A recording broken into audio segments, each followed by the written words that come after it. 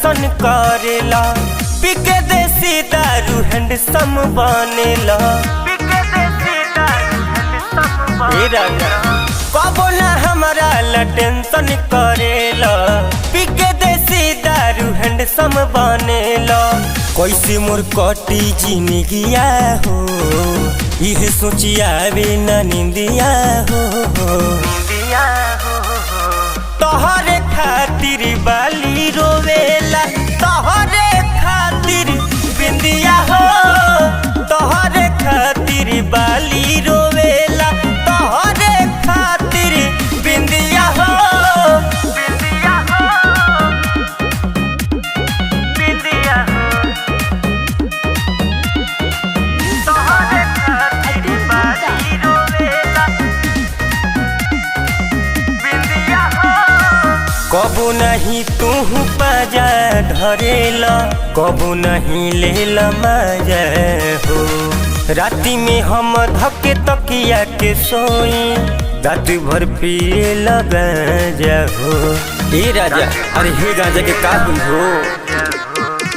कबू नहीं तू पाजा धरेला, कबू नहीं लेला मजा हो।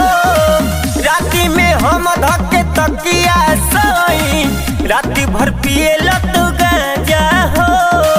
कबू न जोरे तुझसे दिन दिया हो, बाड़ा तू छोट चोरी चिंदिया हो। तोहरे खातिर उठल ली रोवेला, तोहरे खातिर रोवे बिंदिया हो।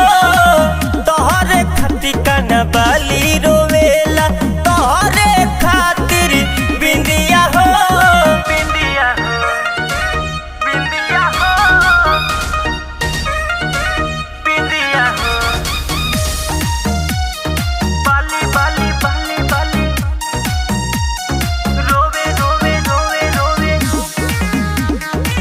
बिंदिया हो,